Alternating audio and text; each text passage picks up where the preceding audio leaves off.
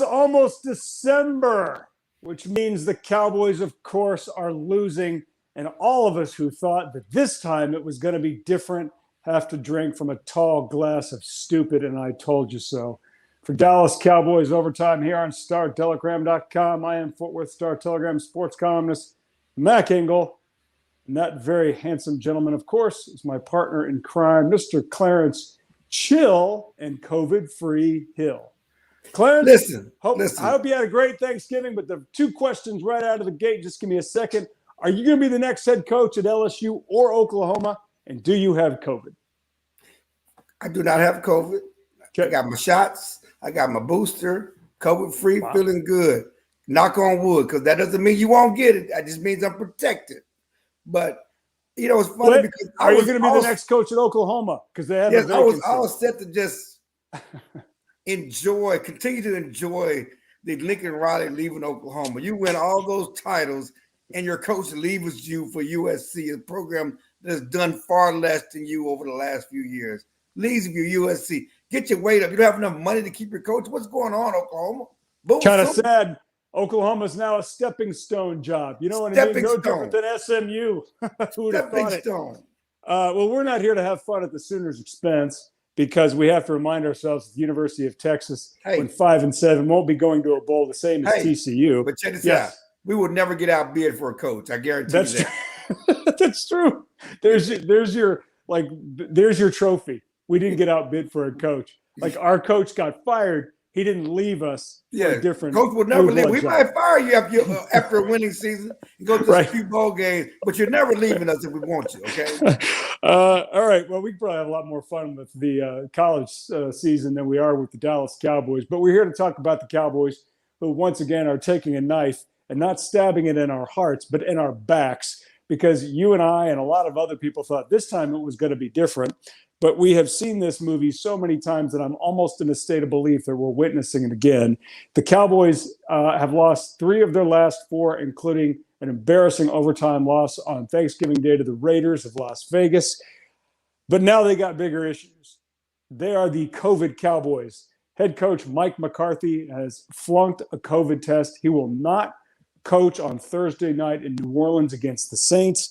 Neither will the offensive line coaches, Joe Philbin or Jeff, how do I pronounce his name? Blasco. The strength coaches have COVID. Terrence Steele has COVID, the right tackle, who has played some at left tackle as well. It appears to me that, Clarence, on a very sincere note, that there is a genuine outbreak of COVID with the Dallas Cowboys. Is that fair to say? Yeah, there's a full-fledged outbreak. There 14 staffers and players have had COVID over the last 3 weeks. There are currently 8 staffers and players who have COVID right now, who are in COVID protocols. And that's not including Amari Cooper, who's going to come back, who's supposed to practice today, who missed the last 2 games with COVID because he was one of 2 players on the team who were not vaccinated. That was Amari Cooper and Keanu Neal. Everybody else was vaccinated. Amari Cooper was not vaccinated. Of course, we've talked about that, about him not being vaccinated, getting COVID. But vaccinated, not vaccinated, the Cowboys are involved in a full-fledged COVID outbreak at the team's headquarters at the Star in Frisco. The head coach won't be there for Thursday's game against the Saints, a must-win game after losing 3 of the last 4, including 2 straight. The worry about the Eagles coming back and catching up because they won 2 straight games. The Eagles lost to the Giants. The Cowboys still have a comfortable 2.5 game lead. They could be actually 2 if Washington wins Monday night against Seattle. But the Cowboys are comfortable in the division. But it's not just about the division. It's about the Cowboys and their quest to get to the Super Bowl for the first time since 1995. Everybody was all in when they were 6-1. They were 7-2. They were one of the top teams in the league since they've lost 3 or 4, 2 straight. And now they're in the middle of a COVID outbreak heading to this must-win game against New Orleans. I'm assuming that defensive coordinator Dan Quinn, who had been the Atlanta Falcons head coach before he was fired and then came to Dallas as the defensive coordinator, that he will be the head coach, the acting head coach with Mike McCarthy out, or will they go with John Bones Fossil? Well, as of Monday, this taping on Monday, they have not made a decision yet. It could be, to me, Quinn seems to be a logical person for the job, but Fossil is an option. He has been an interim coach before. Of course, the Cowboys will be kicking 60-yard field goals and going for it on fourth down at the 1-yard line if Fossil's the head coach. A Cowboy fan should be praying that it's Dan Quinn or someone else, but a decision has not been made. They're supposed to let us know later this afternoon, and we will see. But the bottom line is McCarthy will be coaching virtually. He will be involved in meetings and everything else until the team departs for New Orleans on Wednesday night. And I'm sure he'll continue to talk to them Wednesday up until game day and be involved in meetings virtually. But someone else will be running things on the sideline. All right. Well, let's move on to a similar narrative, and that is not the COVID Cowboys, but the collapsing Cowboys. We've seen this before over the last 10 or 15 years, that the late season swoon of the Cowboys, whether it was under Wade Phillips, occasionally under Jason Garrett, and now here with Mike McCarthy. Hey, if this is the worst thing that happens, I've lived a pretty good life, okay? That's true. Thanks, Mr. Romo. I appreciate that. A, it's true. B, you don't want to say it when you're a football player in the middle of a career. The Cowboys coming out of the bye were red hot. And since then, they've lost 3 of 4. And they haven't lost games in one specific pattern. It's been kind of all over the place. Like the first loss that they had against Denver, everybody was bad, and we all chalked it up to a bad day at the office, even though Denver and other cocky for sure. Jeez. But you could sit there and make a real argument that, they had just a bad game because there were so many uncharacteristic plays that were made bad, and then just opportunities that they normally took advantage of, and they didn't against Denver. So then they come back against Atlanta. They blow them out. They look great. All problems look solved. Then they go to Kansas City, where their offense cannot do anything. They only scored three field goals and a 19-9 loss, but the defense is really good. Follow that up last week against the Raiders at home on Thanksgiving Day, where Derek Carr and the Raiders do whatever they want. The defense is bad. They totally get exposed, and the offense is not very good. The running game, other than some nice plays by Tony Pollard, but specifically Ezekiel Elliot, who's clearly banged up, doesn't look good at all. Clarence, there's no rhyme, there's no consistency to these kinds of losses, which is kind of encouraging in a way, because you would think, you can kind of correct that. But Clarence, overall, just the mood and the temperature of this team seems fragile right now, whereas in the past month ago, they seemed rock solid. Yeah, and they're saying all the right things. We don't blink. We don't do this. We're confident. People jumping off, people may jump off the bandwagon, but I feel good. That I already tell you, when you're already talking about people jumping off the bandwagon, you're worried about people jumping off the bandwagon. Right. Why are you bringing that into the existence? I asked Dak Prescott that the other, after the game. He's the one who invoked jumping off the bandwagon. And, after the game, Javon Curse was talking about, players may not, it's old Cowboys will do good and, poor Cowboys will do bad and everybody leaves. Why are y'all worried about that kind of support? It's in your head already. The thing that worries me for the Cowboys, where they get this thing back, and they believe they can just turn it on and turn it off. Certainly, Amari Cooper being gone certainly affected the passing game. Not having CeeDee Lamb affected the pass game, but they did score 33 points against the Raiders. They scored enough points to win. The defense didn't do their job Sunday, just like against the Chiefs. The offense didn't do their job. The defense, did a good enough job to win that game. But the thing that is a consistent, when the Cowboys were going good, when Dak was going good, when the offense was going good, the running game was something they could count on. It was dominant. Yeah. It was one of the top rushing attacks in the league. They have rushed for under 100 yards in 4 of the last 5 games. Certainly Zeke has been injured since the Carolina game, and he's had 9 carries for 32 yards against the Chiefs and 9 carries for 24 yards against the Raiders, as the Cowboys are trying to manage his injury. But he won't be healthy for the rest of the season. The running game, that's the common theme of when they have struggled and their losses, they cannot run the ball. And it affects how they do things in offense. The passing game, it affects everything. That offensive line is not opening holes. It's not just Zeke. That offensive line, one of the best in football, they're getting killed up front. And then Zeke is not Zeke. No, he hasn't had the last 3 or 4 games. He hasn't looked right. He's looked hurt, and he looks like he's run playing straight ahead, but he can't cut and he can't go outside. They'll use him on the goal line, but they're going to manage him. He cannot do anything outside in the open field right now. Well, and the problem for the Cowboys with Ezekiel Elliott is, well, one, Do you think he'll play on Thursday night? He hasn't missed a game to injury. He's missed games because of suspension, but he hasn't missed a game because of injury. Do you think the Cowboys will sit him down just to try to give him long enough? Because they still got another month, and they go into 2 weeks into January this time, whereas in the past it was only 16. Now we're talking 17 games. Do you think they'll sit him down? They haven't, as of yesterday, and I talked to him Sunday. He talked to us Sunday. He said they have not approached him by sitting down. And so if you haven't done that, and that's their Wednesday, they only have one real more practice day after the day before the game. If you are not already making those plans, and I guess they're not going to do it, they have a 10-day layoff after the Saints game before they play Washington at Washington for the final push toward the end of the season.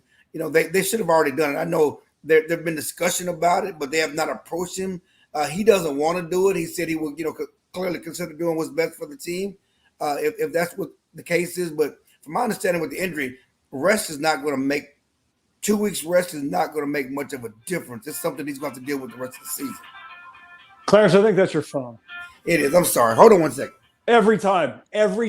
Clarence is that guy. Look at that. Look how, God, Clarence, that's awful, man. It can't be that. Is it Zeke? If it's Zeke, put him on. Zeke. It was Zeke's agent. That's good. It was Zeke's agent. I actually might buy that. With the fact that Zeke is looking at a situation where he's going to be impaired and not at a 100%. This is the Tony Pollard scenario that we've let so many people talked about. There is one glaring weakness that Tony Pollard has as a potential starter or a potential feature back. He's not good in blitz pickup, and we have seen that Ezekiel Elliot, while he's one of the better running backs in the NFL, he's obviously not the same guy as he was a couple of years ago. But in terms of as a blitz pickup guy and as a blocker, I can't think of anybody any better.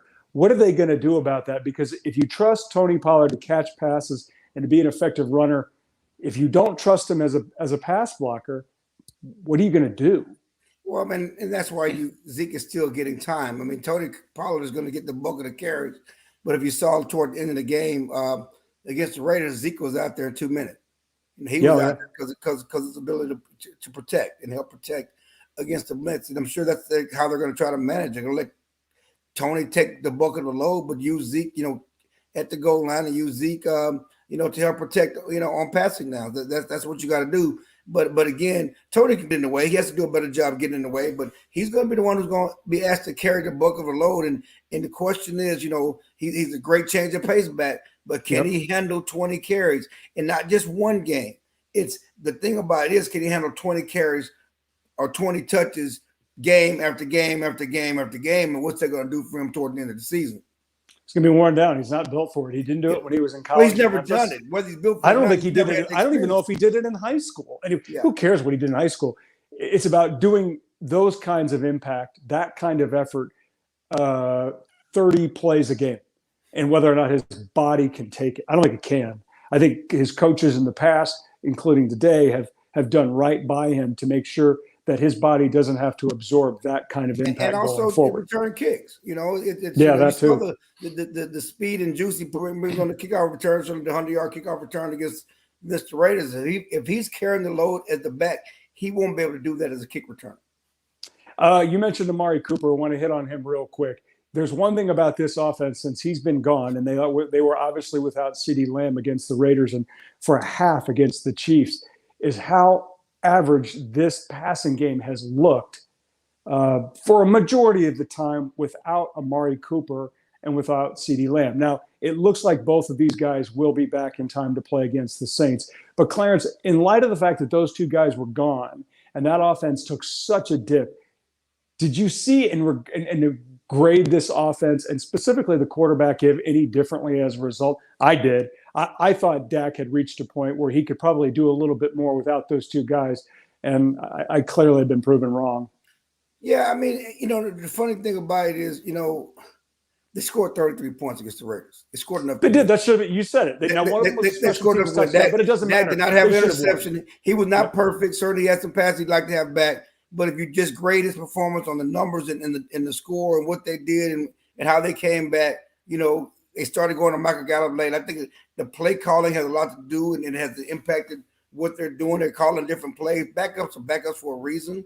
And especially if we don't have a lot of time on task with them. So there are a lot of things going on there. Dak was awful against the Chiefs. He had to start it slow against the Raiders. He certainly picked it up at the end, and at the end of the day, he played well enough to win that game. Should the bigger question is when you pay a guy $40 million, is that the guy you're supposed to lean on to pick it up when when Zeke's not at his best? You have your receivers. That's why you pay a guy $40 million. That's why you're the franchise quarterback, because they're supposed to be able to lean on you more, and you're supposed to do more, to make up for losses. He played well enough, but did he play well enough to win? No. No, he didn't. And I think he's a stand-up guy. I think he would say that, because you're right. There's 4 or 5 big plays in that game where previously this season he's hit them, and he just didn't against the Raiders, and it cost him. All right, let's look ahead to Thursday night's game in New Orleans. The Cowboys come in at 7-4, and while they are reeling, I'm not sure there's another team in the NFL right now falling apart quite the way the Saints are. They're 5 and 6. The Raiders were falling apart before they came in here. That's true. That's true. They got killed. The Cowboys fixed that. That's a good point. Okay. So the Saints come in having lost 4 straight. They were absolutely blown out at home on Thanksgiving night against the Bills. Their defense has given up 23 or more points in 5 consecutive games. They really don't have a quarterback. Obviously, Drew Brees retired in the offseason. They brought in Jameis Winston, and he was doing okay, but he suffered a devastating knee injury. And since then, it's been a diet of Taysom Hill and Trevor Siemian, who I think is going to start on Thursday night. The Cowboys are 6-point favorites. You and I have been consistently wrong about picking the Cowboys because we keep thinking we're going to see the team that was going into the bye week. Yes. I don't see the Saints beating Dallas, not because Dallas is so good, because I think the Saints are just personnel-wise. This won't be an easy game because it's tough in New Orleans. They hate the Cowboys down there. That place is going to be crazy. Sean Payton is going to have something up his sleeve for the Cowboys because he loves beating the Cowboys as well. This will be a tough game, but the Cowboys should win it, but it's going to be a dirty game. Mike McCarthy talked about it on Sunday, before he got diagnosed with COVID. They got to learn how to start winning ugly. Everything will be pretty. People are mucking it up for the Cowboys up front, outside. They're being physical receivers. They have to learn to win ugly. They're going to be a good team. It don't have to be a pretty win. Just they need to learn how to win ugly, win some of these ugly ball games. And it's going to be an ugly game on Thursday. We talk about this occasionally, and I know there's an adage in sports, which is good teams win, great teams cover. Now, typically, you're more inclined to hear that on the pro level, in the college level than the pro level. But the Cowboys were killing it against the spread early. It's a 6-point line, and I'm not feeling the Cowboys covering this for the reasons that you mentioned. I think the Saints' biggest problem is quarterback. Sean Payton's a great coach, but if you don't have a player who can execute basic offensive plays, then great coaches can look stupid pretty quick. I'm not buying Trevor Siemian at all. But I'm not seeing Dallas cover this. And then a bigger issue, you mentioned Mike McCarthy. I think Mike McCarthy's in that window where even though they were rolling earlier this season, what can he do when times are tough? Last season he gets COVID. He gets COVID. There you go. But I think that was one of my issues. It was certainly the issue that I had with the Wade Phillips era, which is, do you keep your team together and playing well and competitive when times aren't going well? And, times aren't going well right now. They got some injuries, they got COVID cases and things like that. What do the Cowboys do? Well, the results right now aren't really that great. You got a starting quarterback, and that means a lot. It's not like you're playing with backups back there at quarterback or other significant positions. But Clarence, what do you think? What do you make of this stretch right now where things aren't all great? You got some injuries. Now you should have guys coming back, but times are tough. How do you think he'll handle this? How do I think what?